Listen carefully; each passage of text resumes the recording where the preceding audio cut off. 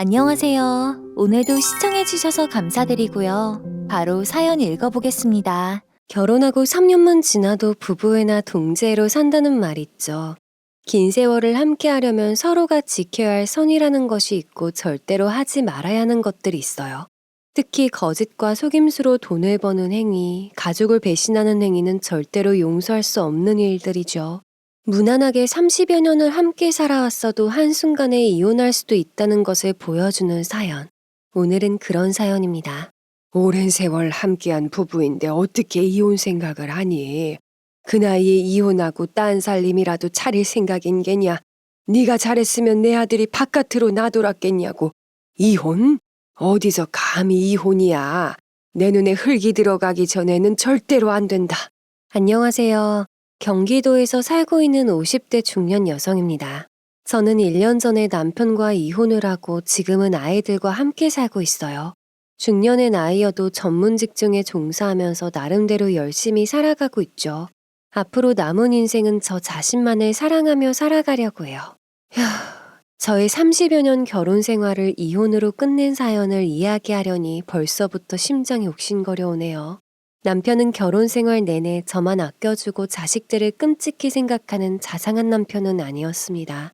시어머니 시집살이에 시달릴 때도 아이들이 아파 병원을 오가며 밤을 지새울 때도 남편은 적극적으로 편을 들어주거나 다독여주거나 잠 못 자는 저를 대신해 아이를 간병한 적도 없었죠.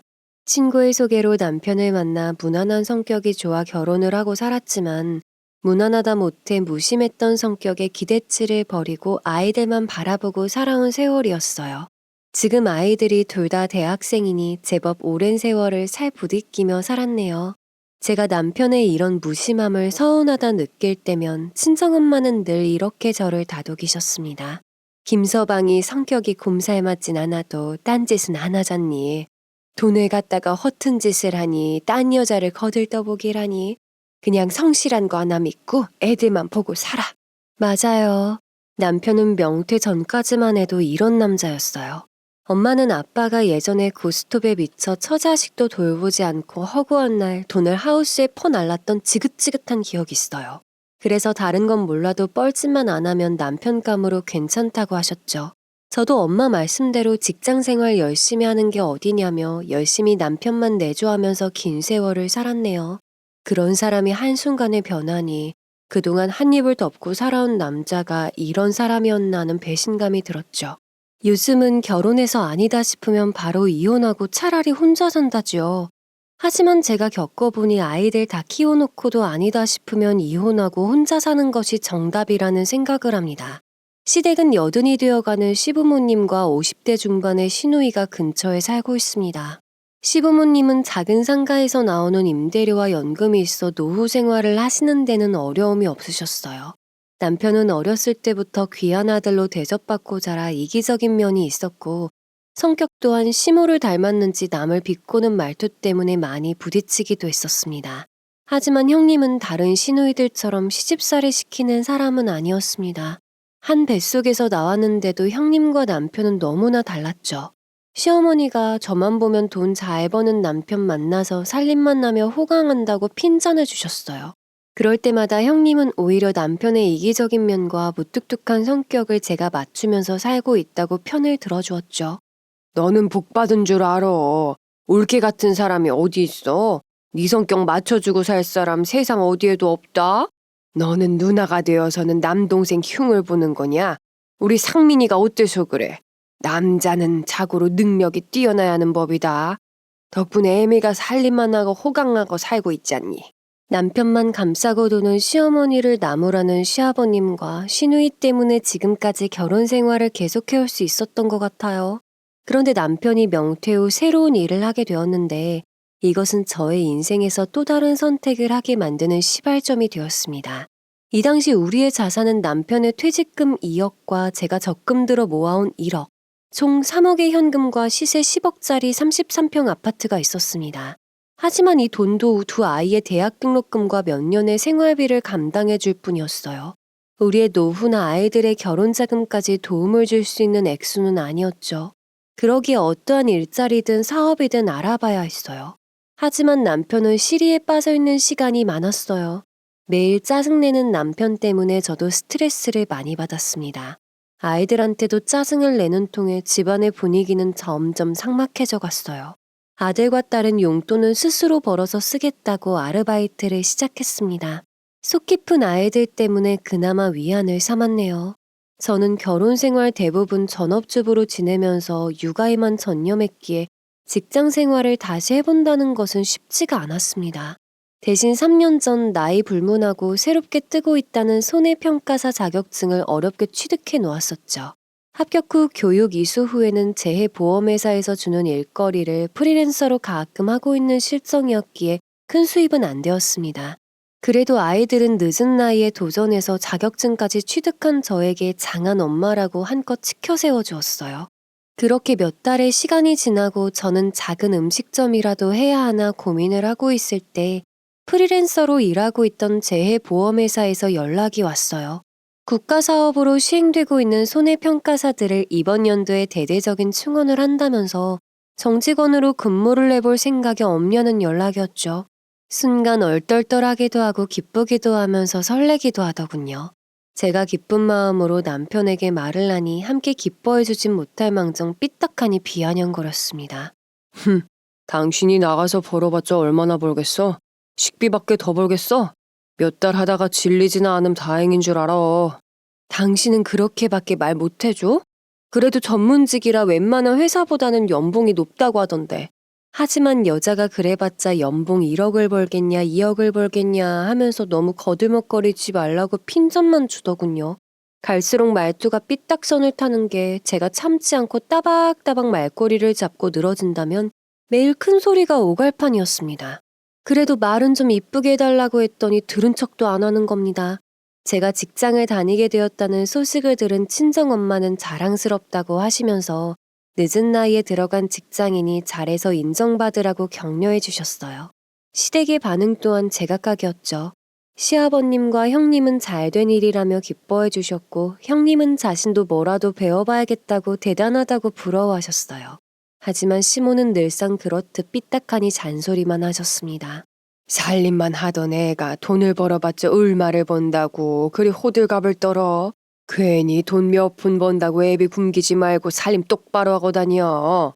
보통 시어머니들은 능력 있는 며느리들을 이뻐하시던데 시모는 오직 남편이 끼니도 못 챙겨 먹을까 자신의 아들만 챙기는 이기적인 분이셨습니다. 저는 첫 출근에 대한 설레이는 마음으로 딸이랑 백화점에 가서 깔끔한 정장과 투피스도 사들고 왔습니다. 남편은 그것도 못마땅해서 직장을 무슨 패션쇼 하러 가는 것도 아닌데 요란을 떤다고 하더군요. 그러거나 말거나 새 옷을 입고 저는 정식으로 출근을 하기 시작했어요. 나이 50에 첫 출근하는 모습이 어색했지만 너무나 설레었죠. 첫 출근해서 함께 일할 동료들을 소개받는 것도 저의 자리 배정 받는 것도 앞으로의 업무에 대해 설명을 듣는 것도 너무나 설레고 심장이 두근거렸어요. 직장에서는 업무 처리하는데 어려움도 많았지만 그래도 제가 살아있는 생생한 느낌이었던지라 너무나 즐거웠습니다. 하지만 퇴근 후가 문제였어요. 집으로 돌아가 남편과 또 한바탕 할 생각을 하니 머리가 지끈거렸습니다. 남편은 집안에 있으면서 손 하나 까딱하지를 않았습니다. 퇴근하고 돌아오면 설거지는 쌓여있고 빨랫감이 넘치는 것은 기본이고 청소조차 되어 있지 않았죠. 여보, 식사하고 설거지는 해줘라. 빨래랑 청소기도 한 번씩 돌려주면 안 돼? 당신 직장 생활할 때는 내가 다 하던 일들이야. 이제 당신이 집에 있으니 좀 도와주었으면 좋겠어. 지금 돈 좀 번다고 유세하는 거야 뭐야. 내가 그런 거 어떻게 해. 당신이 퇴근해서 하면 되잖아. 그렇게 말하고 소파에 벌러덩 눕더니 리모컨 운전만 하는 남편이 왜 그렇게 얄밉던지요. 그것도 모자라서 엉덩이를 들썩이며 뿡 하고 가스까지 발산하는 통에 남아있던 정도 뚝 떨어질 것만 같았습니다. 그때 방 안에서 듣고 있던 아들과 딸아이가 나와 설거지와 청소기를 돌리기 시작하더군요. 아이들도 수업 끝나고 알바 갔다 와서 피곤할 텐데 남편이 조금만 도와주면 서로 편할 일을 정말이지 생각이라는 것이 없는 사람 같아 보였어요. 제가 아이들의 도움을 받아가며 직장 생활에 적응하고 있을 때 남편은 하루 종일 무료한 생활을 탈피하기 위해 게임을 하기 시작했습니다. 처음에는 핸드폰으로 바둑, 퍼즐 이런 쪽으로 가볍게 시작하더니 시시하다며 고스톱을 하기 시작하더라고요. 그것도 핸드폰은 화면이 작아서 실감이 안 난다며 컴퓨터를 켜고 커다란 화면 속에 아주 빠져들듯이 집중했습니다. 생전 노는 것이라고는 모르고 살던 사람이 한번 그것에 몰두하기 시작하니 더 빠져드는 것 같아 보였어요. 퇴근하고 들어왔을 때도 남편은 컴퓨터 앞에서 앉아있는 모습이 많아졌습니다. 주말에도 마찬가지였죠. 집안에는 원고, 투고란 단어가 들려오기 시작했어요. 제가 아이들이 듣는다고 뭐라고 하자 이어폰을 찾아 끼더군요. 그 모습을 보니 어렸을 적 노름에 미친 친정아버지의 모습이 주마등처럼 떠올라 걱정이 되었습니다. 당신도 알지. 우리 아버지가 그 짓에 미쳐서 집안 말아먹은 사람인 거. 아주 지긋지긋하다고. 거기에 빠져들어서 뻘짓거리 했다가는 이혼하고 끝장이니까 적당히 해. 내가 미쳤냐? 그렇게는 안 하지. 나 조금만 이러고 지내다가 다시 일자리 알아볼 거니까 당분간만 놔둬. 제가 걱정이 돼서 경고를 하자 남편은 30년 가까이 살았는데 자기를 못 믿냐며 조금만 이러다가 일자리를 알아본다고 하는 겁니다. 그리고 그때 남편에게 새로운 일자리가 들어와 생업에 복귀하게 되었어요. 그래서 저도 남편이 직장 생활하느라고 그것에 세계를 잊은 줄 알고 내심 안도를 했었습니다. 하지만 그것이 지옥의 신이 부르는 특급 열차였던 것을 어떻게 알 수가 있었겠나요? 아마 남편 자신도 몰랐을 겁니다. 새로운 일자리는 시댁 모임에서 신우의 남편 아주버님이 자신이 하는 담배 영업 일을 해보지 않겠냐고 하면서 하게 되었습니다. 당신이 나 이번에는 마음 잡고 잘해봐. 이번에도 얼마 못 가서 때려치고 오면 이혼밖에 없으니까 잘해. 이번에 확실해. 믿어봐봐. 저남도 생각해둔 일 없으면 나 하는 일 같이 해보는 건 어때? 아주버님의 권유에 시부모님은 잘 되었다며 반색을 하셨고 남편도 아주버니와 죽이 잘 맞을 때도 있어서 관심을 보이더라고요. 무슨 일을 하는 거냐, 월급은 어느 정도 받냐 등등 아주버니의 말을 들어보니 기본급 외에 인센티브가 붙는데 꽤 괜찮은 일 같았어요. 대신에 지방에 있는 공장에 왔다 갔다 해야 해서 출장이 많다고 하더군요. 사실 아주버니와 함께 일한다는 것이 탐탁치는 않았지만 남편이 집에서 계속 빈둥거리며 그 짓에 빠져있는 것은 더 싫었습니다. 아주버님은 기가 얇아 이 사업 저 사업으로 날려먹은 재산이 많아 형님과 이혼할 위기도 몇 번이었어요. 그래도 딴 여자의 눈길 안 주고 형님만 바라보는 해바라기라 아직까지 결혼 생활을 유지하고 있던 것이었죠. 형님도 물론 조카가 둘이나 되니 이혼이 쉬웠겠어요. 그런데 조카들도 이제 성인이 되고 밥벌이는 하고 있는 터라 아주버니가 또 사고를 치면 이혼을 하겠다고 으름장을 놓았습니다. 담배 영업 일을 한 지는 3개월 정도 된 듯한데 이제는 제법 많은 인센티브를 받아오기도 하나 보더라고요. 그 시기에 형님도 아주버니만 믿고 살면 안 되겠다 싶었었나 봐요. 사회복지사 자격증을 딴다고 한창 바쁘실 때였죠. 올케가 그 나이에 전문 자격증 따서 취직하는 거 보니까 나도 할 수 있겠다는 생각이 들었어. 그래서 사회복지사 도전해 보려고. 내가 좀 오지랖이 넓잖아. 그래서 잘 맞을 것 같아. 잘 되었네요. 형님은 뭐든지 잘 하실 수 있을 거예요. 원래 늦었다고 느낄 때가 가장 빠를 때라고 하잖아요. 저도 형님이 새로운 도전을 한다길래 기꺼이 응원을 해주었습니다. 이때도 시모는 사상에 역행하는 사람이라 여자들이 너무 나대도 볼성사납다며 남편들 내조가 우선이라고 소홀히 하지 말라고 하셨죠. 어쨌든 이때부터 남편은 아주버니를 따라 담배 영업일을 하게 되었습니다. 몇 달간 집에서 뒹굴뒹굴 하던 남편의 모습을 안 보게 된 것만으로도 저는 속이 다 뻥 뚫리는 느낌이었어요. 처음 석 달은 기본급만 받아오더니 이후에는 인센이 붙기 시작하면서 제법 많은 월급을 받아왔습니다. 그러면서 남편의 얼굴도 좋아지고 기분도 좋아지니 집안 분위기는 당연히 다시 평화로워졌어요. 남편은 인센을 많이 받는 날이면 명품백을 사들고 오기도 하고 아이들에게 넉넉한 용돈을 주었죠. 무슨 인센티브를 얼마나 받았길래 이 비싼 백을 사오고 그래. 그 일이 그렇게 많이 남는 장사야? 어휴, 말도 마. 돈 버는 회사는 따로 있더라고. 당신 직장에서 안 꼴리려면 이런 백 하나쯤은 들고 다녀야 무시당하지 않아? 남편이 돈 잘 벌어서 선물 받았다고 자랑 좀 하고 다녀. 남편은 어깨에 뽕이 많이 들어가서 예전에 나잘난 씨로 돌아간 듯 보였습니다. 남편이 다시 활기차게 직장 생활하는 것도 좋았고 돈을 많이 벌어오는 것도 나쁘지 않았죠. 당연히 이대로만 가면 노후 자금은 걱정도 없겠다고 생각했죠. 형님 또한 아주버니가 나이 들어서 정신을 차린 것 같다며 오래 살고 볼 일이라고 좋아하셨어요. 시부모님도 사위와 아들이 인센을 받을 때면 더 많은 용돈을 받으셨으니 당연히 좋아라 하셨습니다. 그런데 시모가 이 기회를 놓치지 않고 시아버님의 팔순잔치 이야기를 꺼내시더군요. 시아버님은 괜찮다고 하시는데 시모가 친구분들도 다들 호텔 뷔페에서 한다고 팔순잔치상은 꼭 받아야 된다고 하셨죠. 이제 늙어서 하루하루 어떻게 될지도 모르는 인생인데 아껴서 뭐 하겠냐고 하시면서요.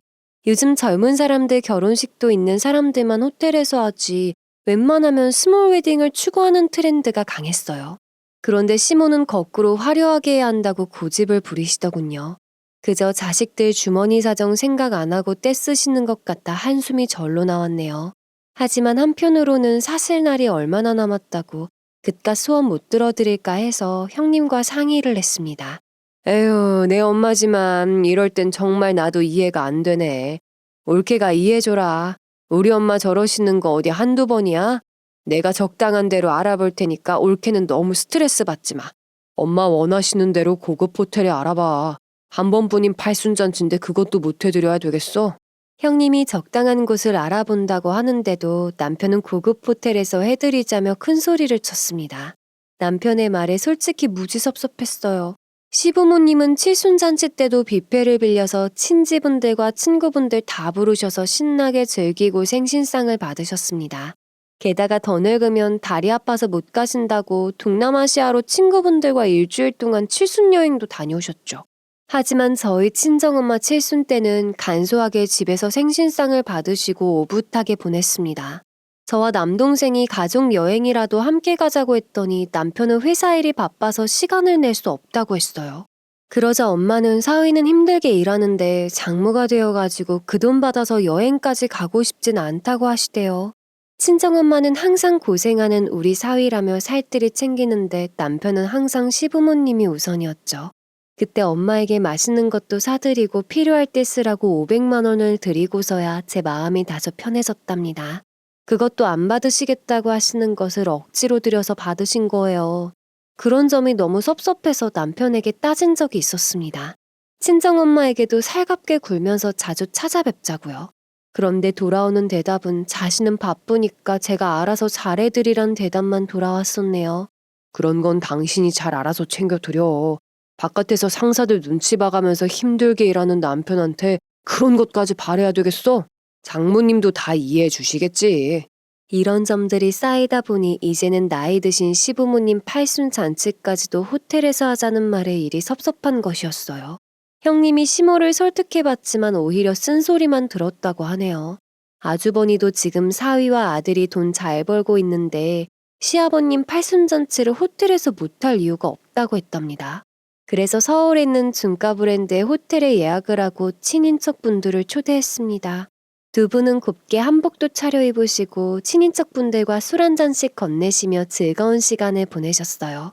그 모습을 보니 이번에 친정엄마 팔순잔치도 꼭 이곳에서 해드려야겠다고 다짐을 했죠.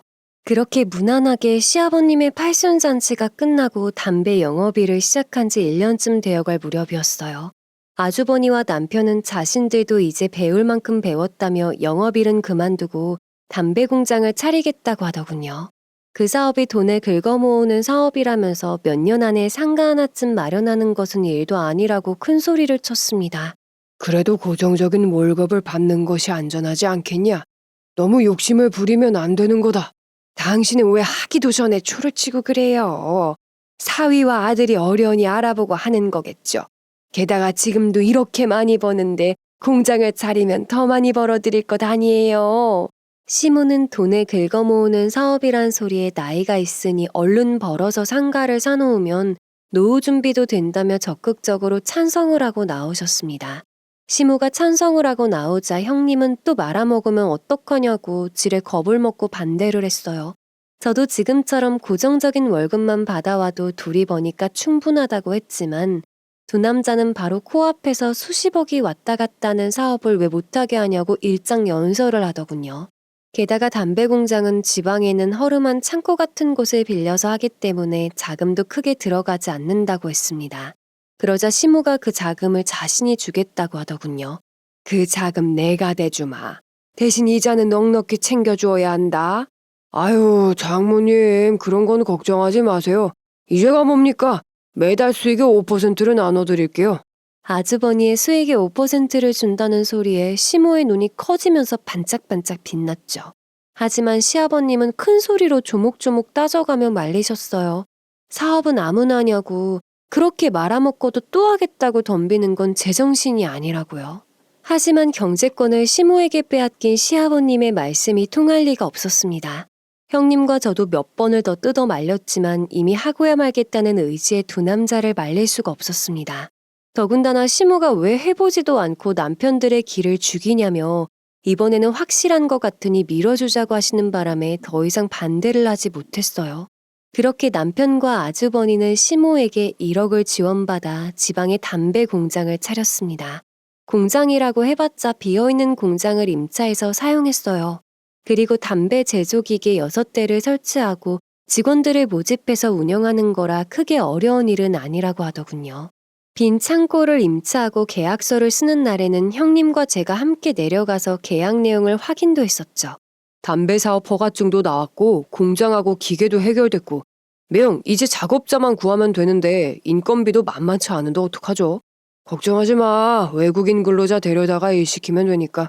제가 숙식은 어떻게 해결할 거냐고 물으니 근처의 모텔을 월세로 사용하면 된다고 하더군요. 그게 보증금 없이도 되고 간편하다고요. 말 나온 김에 근처에 괜찮은 모텔을 찾아 월세 계약까지 선불로 지불하고 올라왔어요. 그리고 다음날 남편과 아주버니는 옷과 필요한 것들을 챙겨서 지방으로 내려갔습니다. 그렇게 저희는 주말 부부로 지내게 되었죠. 처음에 남편은 이틀에 한 번씩은 꼭 전화해서 일의 진행을 보고하듯 이야기를 했어요. 그리고 주말에는 집에 올라와서 쉬었다가 내려갔습니다. 힘들지 않냐고 묻자 일 진행이 순조롭고 재밌어서 힘든 줄도 모른다고 하더군요. 이 시기에 저는 저대로 회사에서 내근 업무를 어느 정도 익혔던 터라 수학기에 따른 피해 과실 농장에 출장을 자주 나갈 때였습니다. 집에 아이들만 있는 것이 걱정이 되었지만 아이들은 자신들이 어린 애도 아니고 걱정하지 말라고 오히려 저의 건강을 염려하더군요. 우리가 무슨 어린애도 아니고 요즘은 배달에 파나면 먹는 것은 걱정도 없고 오빠가 있는데 너무 걱정하지 마요. 엄마가 많이 힘드실 텐데 잘 챙겨 드시고 다니세요. 일은 고되고 힘들었지만 아이들의 격려에 절로 힘이 났었죠. 손해평가사란 직업이 피해 농가에 찾아가 실태를 조사하고 보상을 해주는 일이라 육체적으로나 정신적으로나 무척 힘든 일이었어요. 이 시기에 남편과 아주버니는 담배 사업에 더 매진을 했어요. 두 남자가 담배 사업을 시작한 지 3개월이 지나고부터는 매출이 부쩍 늘었다고 했죠. 수익의 5%를 매달 받게 된 시모는 입이 귀에 걸려서 말하더군요. 아이고 이게 얼마냐? 담배 사업이 이렇게 잘 되는 거냐? 이대로만 가면 빌딩 사는 건 시간 문제겠네.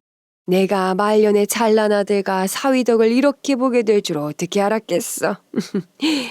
거래처에서 지금 난리가 났어요. 담배 품질은 똑같은데 가격을 저렴하게 공급하니까 서로가 달라고 하지 뭡니까? 어때요 장모님? 은행 이자보다는 몇십 배는 낫죠? 그런 말이라고 하나. 거 봐라 내가 뭐라고 했냐. 이번에는 믿어도 된다고 했지. 니들 돈방석에 앉는 건 다 내 덕인 줄 알아라. 그렇게 돈맛을 알아버린 시모는 담배 판매량을 늘리면 더 많은 수익이 들어올 거 아니냐면서 시설 투자를 늘리라고 했습니다. 두 남자보다 더 신이 나서 부추겼어요. 아주버니와 남편도 물 들어올 때 노를 저어야 한다며 그럴 생각이었다고 했죠.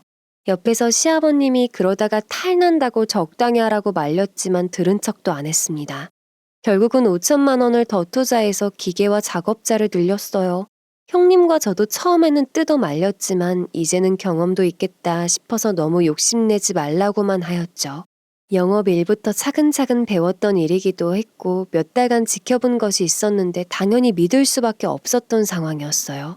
그 후 두 남자는 시모의 적극적인 투자에 시설 투자를 더 늘리고 돈 버는 재미에 푹 빠졌습니다. 그러다 보니 일주일마다 집에 오던 일도 가뭄에 콩나듯 올라오게 되었어요.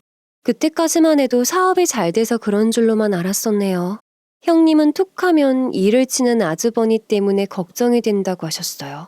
하지만 남편이 있으니 별일이야 있겠냐며 언제 한번 날 잡아서 내려가자고 하고 안심을 시켰죠.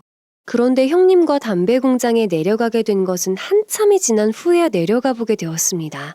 바로 친정엄마가 아프셔서 병원 치료에 정신이 없었기 때문이었어요. 친정엄마는 2년 전에 대장암 3기 진단을 받으시고 수술을 받으셨습니다.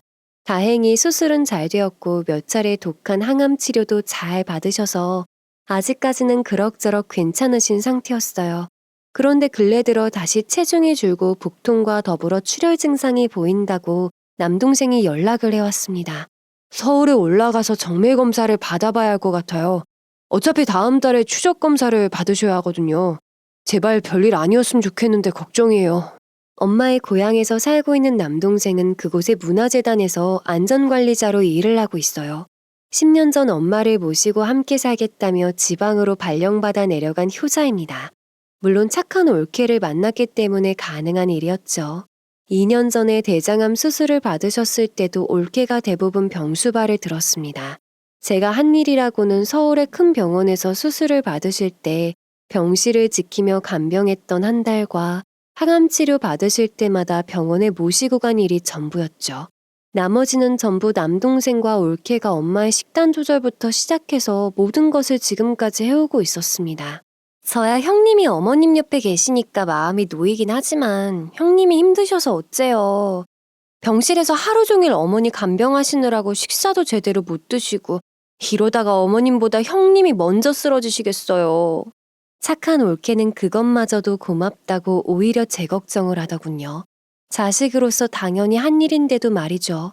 하나밖에 없는 엄마가 큰 수술을 한 후 그동안 저 살기 바빠서 효도하지 못한 것이 왜 그리도 후회만 들던지요. 그리고 제일 서운했던 것은 바로 남편의 태도였어요. 그때도 남편이 회사 일로 많이 바쁠 때이긴 했지만 수술 당일에도 오지 않았던 일은 두고두고 섭섭하더군요. 오히려 제 옆에서 위로를 해준 사람은 바로 형님이셨어요. 올케 안사돈 수술 잘 받으시고 건강하게 일어나실 거야. 그러니까 올케가 힘내야 해. 알았지? 생각해보니까 결혼 생활 내내 제가 힘들 때 챙겨주고 위로해준 건 남편보다 형님이었습니다. 보통 다른 시누이들은 못 잡아먹어서 안달이라는데 형님은 달라도 너무나 달랐지요. 이날 엄마가 아프시다는 전화를 받고 남동생에게 제가 엄마를 모시고 병원에 다닐 테니 걱정하지 말라고 했어요. 먼저 병원에 예약을 하고 그 날짜에 맞추어서 회사에 휴가를 신청했습니다. 그리고 허약해지신 엄마를 남동생이 모시고 올라온 후에는 제가 병원에 모시고 다니면서 검사와 식사를 챙겼어요. 검사가 하루 만에 끝나는 것이 아니었기에 당연히 집으로 모셨습니다. 괜히 나 때문에 회사 일에 지장 주는 거 아니요? 늙으면 곱게 살다가 가야 하는데 내가 자식들만 힘들게 하는 것 같아서 면목이 없다. 그런데 엄마는 자신 때문에 자식들이 고생한다며 미안하다고 하시대요. 그리고는 사위가 조금 사업한다고 식사도 못 챙겨 먹을까봐 걱정을 하셨습니다. 자신의 몸이 아픈 것보다는 그저 자식 걱정과 사위 걱정을 하시는 모습에 마음만 먹먹해져 왔어요. 그래서 남편에게 전화해서 엄마의 건강이 심상치 않다고 했습니다. 그리고는 엄마가 사위 얼굴 보고 싶어 하는데 한번 올라올 수 있냐고 물었죠. 남편은 너무 바빠서 시간을 못 낼 것 같다며 저보고 대신 잘해드리라고 하더군요. 섭섭함이 올라와서 한 소리 하고 싶은 것을 엄마가 들을까봐 꾹 참아야만 했네요. 오히려 아들과 딸이 남편보다도 100배는 나았어요.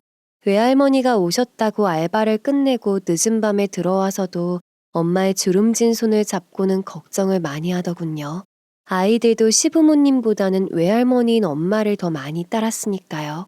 할머니 많이 아프세요? 저번에 뵈었을 때보다 더 마르신 것 같아요. 그러게 얼굴도 더 창백해지신 것 같고 우리 할머니 나 시집가서 아기 날 때까지 오래 사셔야 하는데. 걱정하는 손주들한테 약한 모습 보이지 않으시려고 엄마는 입가에 웃음을 띄우시며 괜찮다고 하셨어요. 그저 어여쁜 내 강아지들 하면서 할미 걱정은 하지 말라 하셨습니다. 엄마는 대장암 수술 후 전이가 되는지 계속 추적 검사를 해오고 있었어요. 병원에서는 이번에 이상 징후가 보이니 대장 내시경 검사를 비롯해서 여러 가지 검사를 해보자고 하더군요. 연세가 있으시고 허약해지셔서 당장 대장 내시경을 위한 장 비우기부터 힘들어 하셨어요. 제가 대신 해드릴 수도 없는 일이라 그저 모든 것이 안쓰럽기만 했습니다. 겨우 대장 내시경 검사와 다른 검사를 마치고 지친 엄마를 모시고 집에 돌아왔어요. 엄마가 기운 차리게 보양식도 해드리고 싶었지만 아무거나 드시면 안 되었기에 전복 몇 마리 사다가 부지런히 죽부터 끓였습니다. 그것도 많이 드셨으면 좋겠지만 겨우 몇 수저 뜨고 힘들다고 누우시는데 자꾸 마음이 약해져 오더군요. 금방 엄마가 어디론가 가버릴 것만 같아서 애만 타고 있었죠. 엄마가 잠드시고 저도 잠시 한숨 돌리는데 시모의 전화가 걸려왔습니다. 예전에 비해서 연락을 많이 안 하시던 터라 무슨 일이 있으신가 하고 전화를 받았어요. 그런데 입맛이 없으니 살이 꽉 찬 암꽃게로 게장을 담가달라고 하시더군요. 그것도 간장게장과 양념게장 둘 다 넉넉히 해오라고요. 어머니 그거 지금 꼭 드셔야 해요? 지금 친정엄마가 아프셔서 병원에 모시고 다녀서 힘들 것 같은데 아니면 인터넷에 잘하는 집으로 주문해 드릴게요. 나는 네가 담가주는 게 맛있으니까 부탁하는 거 아니냐. 내가 뭐 맨날 해달라는 것도 아니고 안 사도는 또 어디가 아파서 오신 건데 하필이면 지금 아프실 게 뭐야. 시모는 짜증난 목소리로 투덜거리면서 알았다며 전화를 끊으시더군요. 친정엄마는 죽도 몇 수저 못 드시고 누워 계신데 시모는 그깟 게장 타령에 제가 못 해주는 것만 서운하다 하시니 한숨만 나왔습니다. 게다가 사람이 아프다는데 걱정해주고 안부를 먼저 물어야 하는 것 아닌가요? 어쩌면 나이 드실수록 더 이기적인 면만 보이시는 것 같아 몹시 서운했어요. 제가 20년이 넘게 시부모님 봉양한 대가가 이런 건가 하는 후회만 들었죠. 그날 저녁 제가 기운이 빠져 늘어져 있는데 초인종이 울려서 나가보니 형님이셨어요. 안사돈 아프시다며. 어머니 저 왔어요. 우리 어머니 많이 아프셔요? 에구 얼굴이 반쪽이 되셨네. 옳게 이거 말굽버섯 진액이야. 급하게 구하느라고 아주 혼났어. 검사 끝나고 드셔도 된다고 하면 드시게 해. 형님은 예전부터 친정엄마를 뵐 때면 사돈 어르신보다는 어머님이라고 살갑게 부르셨습니다. 엄마도 형님이 참 따뜻한 사람이라며 무척 좋아라 하셨어요. 제 곁에 이런 좋은 사람이 있는 것도 복받은 일이라며 잘하라고 하셨죠. 어떻게 알고 오셨냐니까 시모가 형님에게 게장 이야기를 하면서 알게 되었다고 합니다. 형님은 시모가 섭섭하게 말을 했거든 마음에 담아두지 말라고 하시대요. 게장은 형님이 알아서 해드릴 테니 친정엄마 치료에만 신경 쓰라고요. 항상 힘들 때 옆에서 챙겨주는 형님이 정말로 고마웠어요. 형님 정말 감사해요. 제 옆에 형님이 안 계셨으면 저 정말 많이 힘들었을 것 같아요. 저희 엄마 챙겨주시는 것도 너무 감사하고 어머니랑 부딪힐 때도 제 편 들어주셔서 감사하고 생각해보니 다 감사한 일 뿐이네요. 별소리 다 한다. 우리가 남이야. 오히려 내가 고맙지. 내 부모이고 동생이지만 한 성격 하잖아. 그 성격 다 맞추고 살아준 올키한테 내가 고마워. 참 따뜻한 사람이었어요. 형님의 말 한마디에 늘어져 있던 저는 다시 힘이 나는 것만 같았죠. 형님의 염려 덕분인지 다음날 엄마는 한결 가벼워지신 표정으로 일어나셨어요. 그리고 검사 결과가 나오는 날 두려운 마음으로 엄마와 병원을 찾았습니다. 그런데 그렇게 두려워하던 말을 들어야 했어요. 암 환자나 가족들이 가장 무섭고 두려운 말이 전이 되었다는 말이라죠. 그 말을 듣는데 세상이 무너지는 것 같았습니다. 간에 전이가 되어서 항암 치료를 하면서 지켜봐야 한다고 했습니다. 다른 장기로 전이 되는 것을 막는 것이 급하고 항암 치료를 해가면서 간 전이 제거술이 가능한지 지켜봐야 한다고요. 어머니가 연세가 있으셔서 체력이 약하신 게 걱정이라고 하셨죠. 나 항암 치료 안 받을란다. 그거 너무 힘이 들어.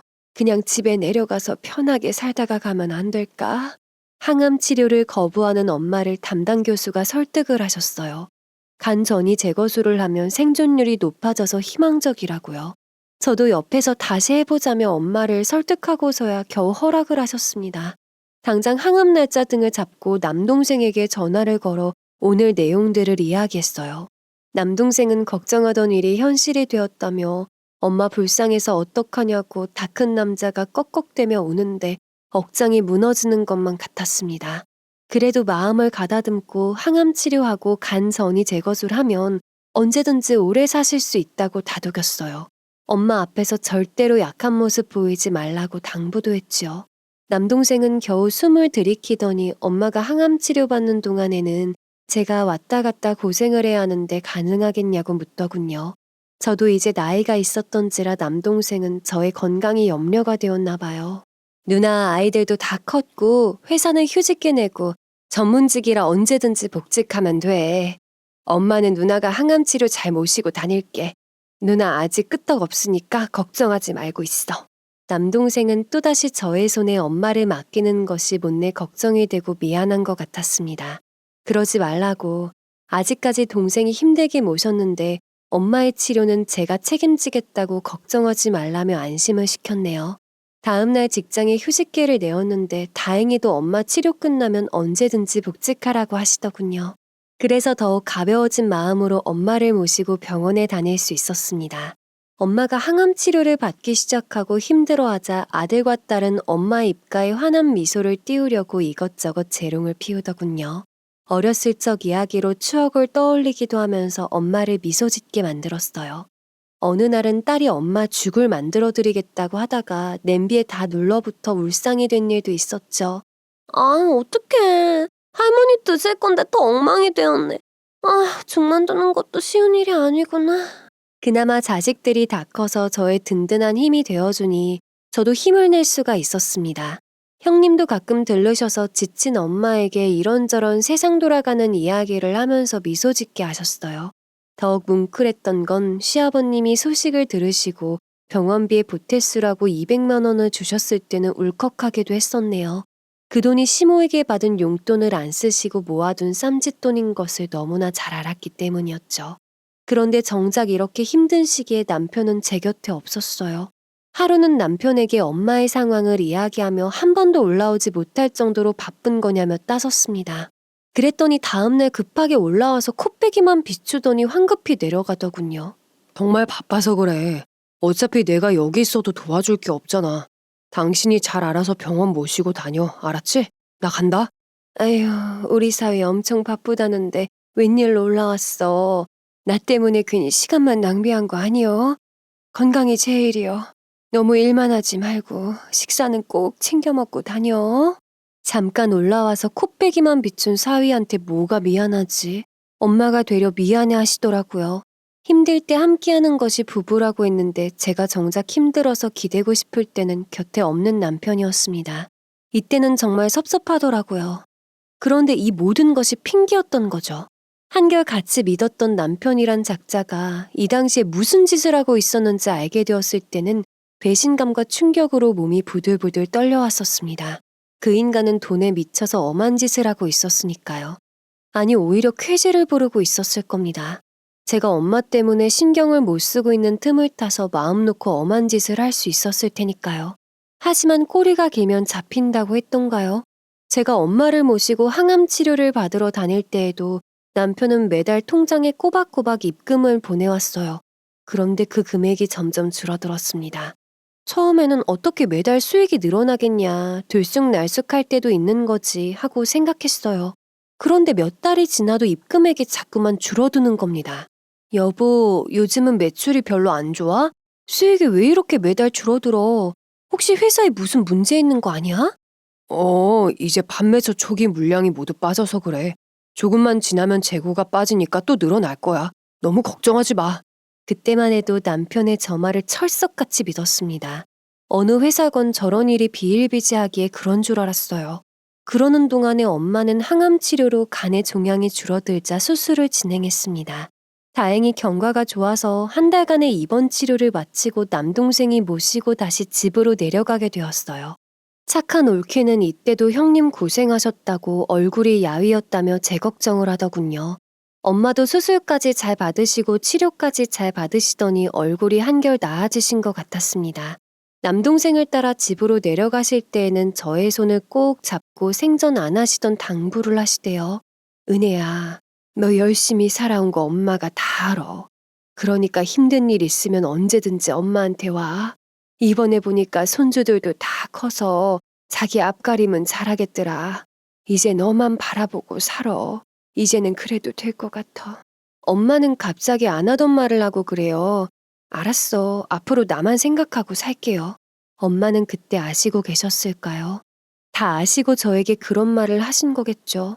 아마 남편이 빼꼼히 얼굴만 비추려고 올라왔을 때 그 얼굴에서 엄마는 무언가를 느끼셨던 것 같았습니다. 엄마의 치료가 끝나고 남동생과 내려가시고서야 저는 한숨 돌리게 되었어요. 그때서야 남편에 대해 생각할 여유가 생겼습니다. 엄마가 항암 치료 수술 받고 치료 받으시는 동안 남편은 딱 3번을 왔다 갔었습니다. 아무리 바빠서 그렇다고 하지만 여자의 촉이 뭔가가 이상하다는 신호를 보내고 있었죠. 이상한 점은 그것만이 아니었어요. 남편은 신용카드보다는 주로 체크카드를 사용하는 일이 많았는데 때마침 날라온 카드 명세서를 열어보니 못 보던 카드회사 명세서였습니다. 그런데 결제된 내역이 더 수상했죠. 아주버니와 모텔에서 지내는 것으로 알고 있는데 무슨 호텔에서 결제된 내역도 있었고 술집 같은 곳에서 결제된 내역도 여러 건이었어요. 거래처 접대를 한 건가? 접대가 많다는 소리는 못 들은 것 같은데 이상하다는 의심이 들었습니다. 급하게 전화를 끊고 바로 형님에게 전화했어요. 형님, 지금 남편 카드 명세서를 보고 있는데 내역들이 이상해요. 몇 달 입금되는 수익도 계속 줄어들고 있고 뭐 들으신 거 없으세요?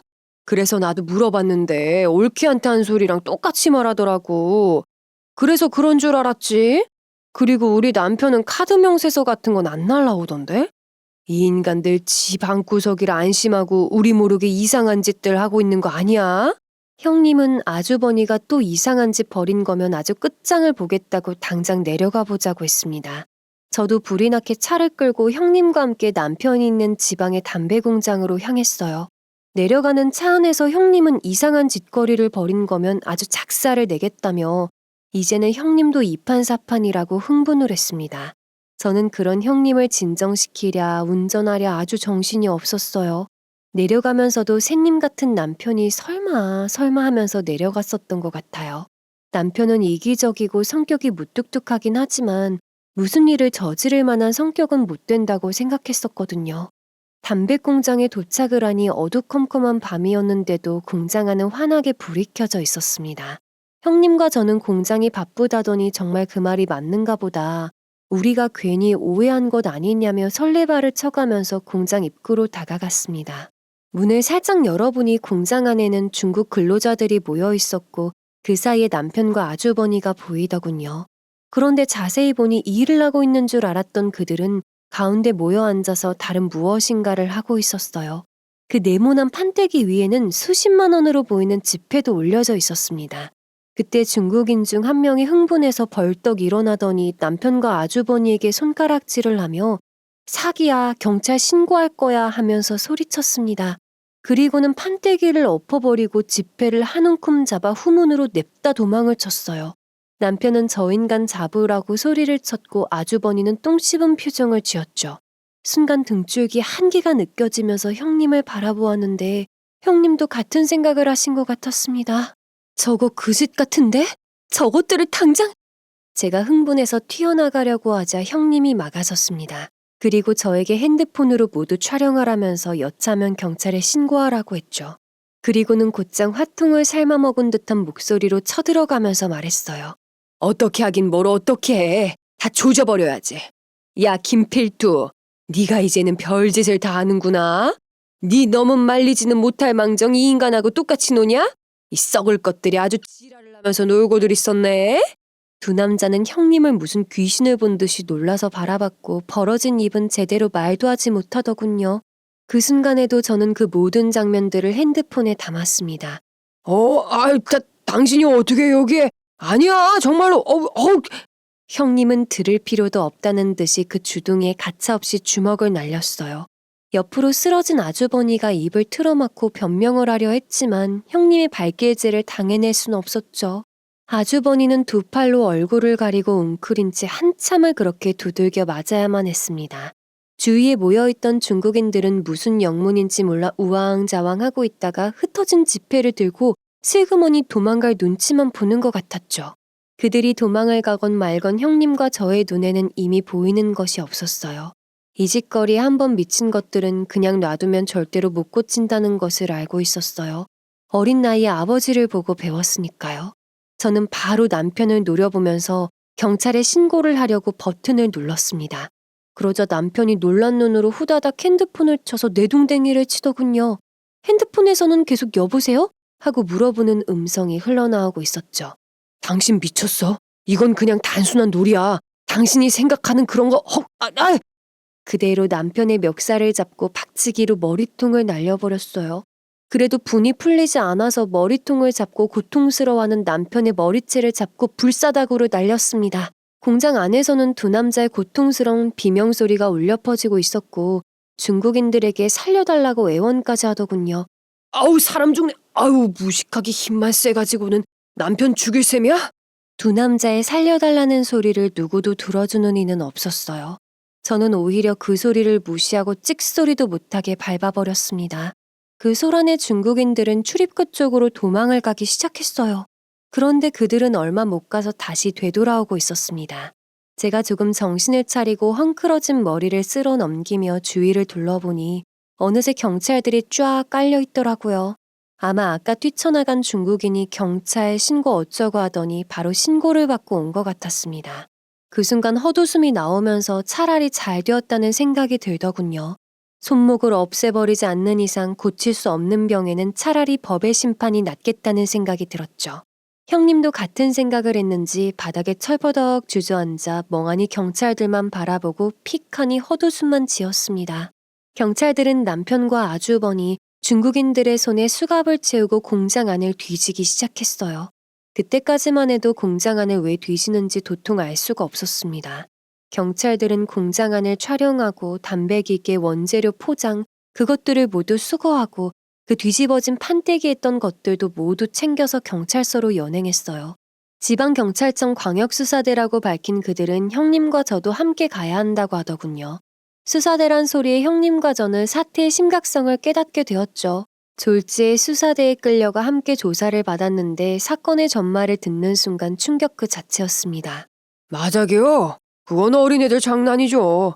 진짜 모르셨나 보네. 남편분들 중국산 짝퉁 담배를 만들어서 유통시켰어요. 자그마치 20만 보르예요. 20억이 넘는 돈이라고요. 경찰청에서 며칠 전 짝퉁 담배가 제조되고 있다는 제보가 들어왔답니다. 현장을 덮치려고 준비 중이었는데 마침 신고가 접수되었다고요. 두 남자는 담배 영업 일을 하면서 브로커를 통해 짝퉁 담배에 대해서 들었다고 합니다. 중국산 짝퉁 담배를 제조해서 팔면 엄청난 수익을 올릴 수 있다는 말에 넘어간 거죠. 그 브로커가 짝퉁 담배를 만들면 자신이 원재료와 담배 사업 허가를 내주겠다며 미끼를 던진 겁니다. 그런데 담배 사업 허가증마저 가짜였던 거죠. 그 브로커가 총책자였고 남편과 아주버니는 공장 운영자였어요. 그렇게 만들어진 가짜 담배는 한 갑당 650원의 판매처에 넘어갔고 판매처는 2배의 시세로 판매했다고요. 두 사람은 바로 구속이 되었습니다. 공장에 제조된 담배는 모두 소각 처리하고 짝퉁 담배를 제조 유통시키고 취한 이득금은 모두 추징될 거라고 했습니다. 두 남자는 여기에서 멈추지 않고 다양한 뻘짓들까지 하고 놀았더군요. 처음에는 매출이 늘고 많은 수익금이 들어오니 솔직히 돈 버는 재미에 신났다고 합니다. 하지만 쉽게 돈을 버니 사람이 변한 것이죠. 아니 원래 그들의 천성이 사악했는데 아직까지 잘도 숨기고 살았던 거였겠죠. 두 남자는 몇 달은 돈 버는 재미에 살다가 차츰 무료해진 일상에 중국 노동자들이 마작을 하는 것을 보고 돈을 걸고 빠져들기 시작했어요. 그러다가 다른 중국인들이 소문을 듣고 밤에 찾아와 그것을 즐겼고 돈의 액수는 점점 커졌다고요. 그렇게 잃기도 하고 따기도 하면서 고급 술집까지 드나들면서 더러운 뻘짓까지 하고 다닌 것이었죠. 그러니 집으로 보내는 돈들이 자꾸 줄어들 수밖에요. 그동안 해왔던 짓거리들을 듣고 있자니 구역질이 넘어와서 도저히 참을 수가 없었어요. 이 남자가 30여 년을 함께 살아온 남편이 맞나 싶어 배신감에 치가 떨렸습니다. 더욱 화가 났던 건 엄마가 병환 중에 이 더러운 짓을 하고 다녔다는 거였죠. 너 30여 년 동안 함께 살아온 김상민 맞니? 이게 너의 진짜 모습이었어? 작정을 하고 아주 지대로 놀았구나. 난 가만히 있었어. 다 매형이 시켜서 한 거야. 정말이야, 믿어줘. 믿어줘? 당신이 열심히 살아온 수십 년의 세월이 아깝지도 않디? 우리 엄마는 아프실 때도 네 걱정뿐이었어.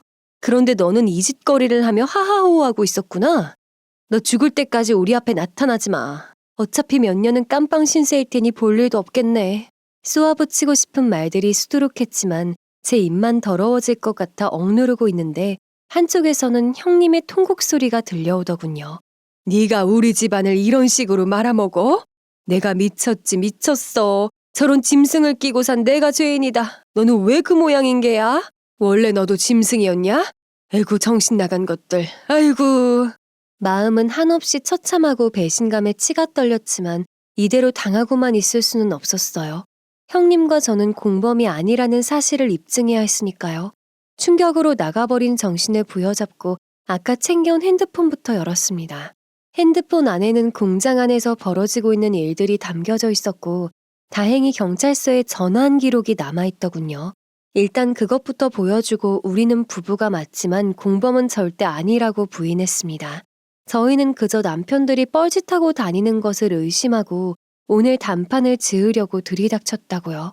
어차피 이 말종들하고는 이혼을 할 거라고 강하게 상황을 설명했어요. 이혼?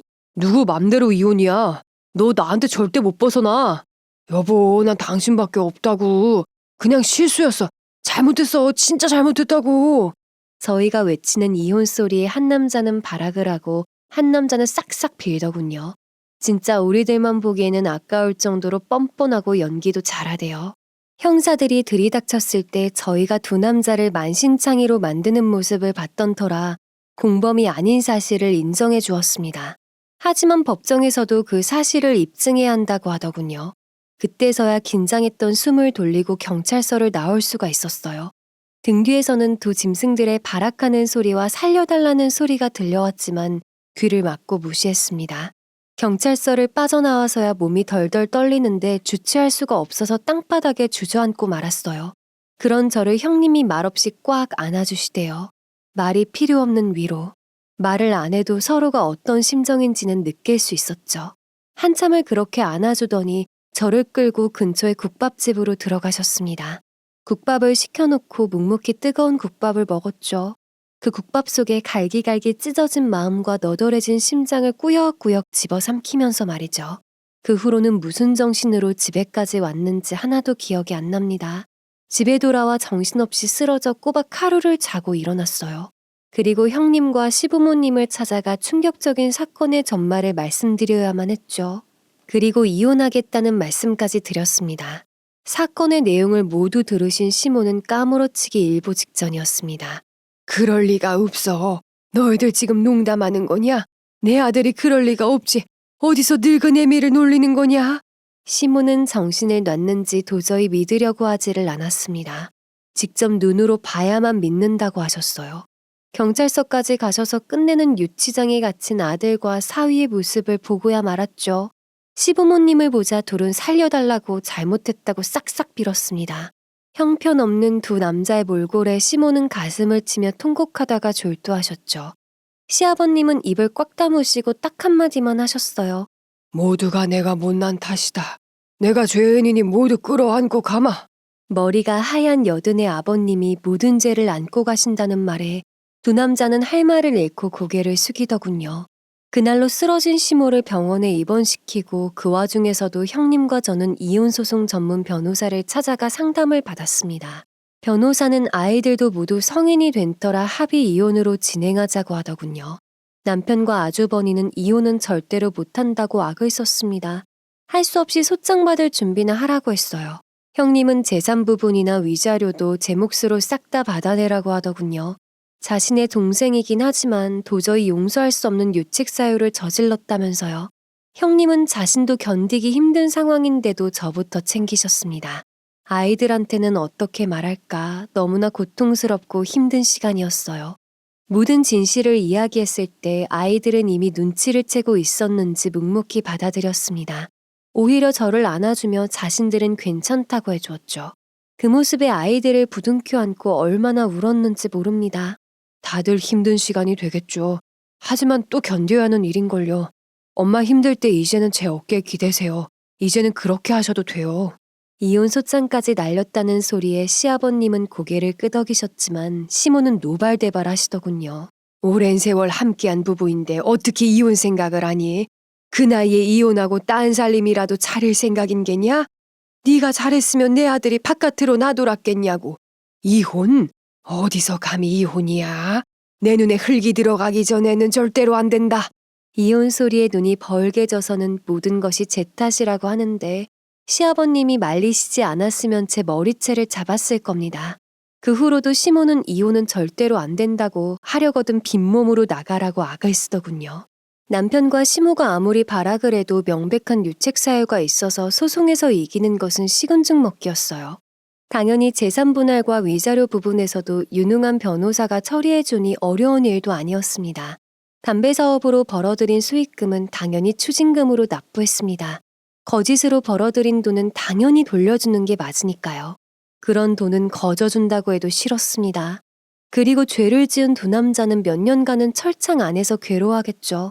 소송이 끝나고 저는 살고 있던 아파트를 처분하고 아이들과 새로운 곳으로 이사를 했습니다. 형님 또한 조카들과 새로운 곳으로 이사를 가셨죠.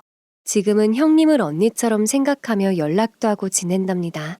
서로 위해주고 살아왔던 세월이 있는데 쉽게 정리하기가 쉬웠겠어요. 그래서 당분간은 다른 거 생각 안 하고 그냥 편하게 생각하기로 했죠. 이사까지 하고 친정엄마를 보러 갔을 때 엄마는 다 알고 계신 듯 저를 꼭 안아주셨습니다. 우리 딸 그동안 고생 많았어. 이제는 모두 내려놓고 엄마한테 기대도 괜찮아. 엄마는 다 알고 계셨어요? 어떻게 알았대? 제가 궁금해서 물으니 엄마는 먼 하늘을 보시면서 그러시대요. 내가 신도 아니고 어떻게 알았겠어? 모두 하늘의 뜻이었겠지. 저의 평범할 것만 같았던 30여 년의 결혼 생활은 결국 이혼으로 막을 내렸습니다. 여러분이라면 모두 용서하고 끝까지 함께 했어야 했다고 생각하시나요? 글쎄요. 인생에는 정답이 없는 것 같아요. 그럼에도 용서는 있을 수 없는 일이라 생각합니다.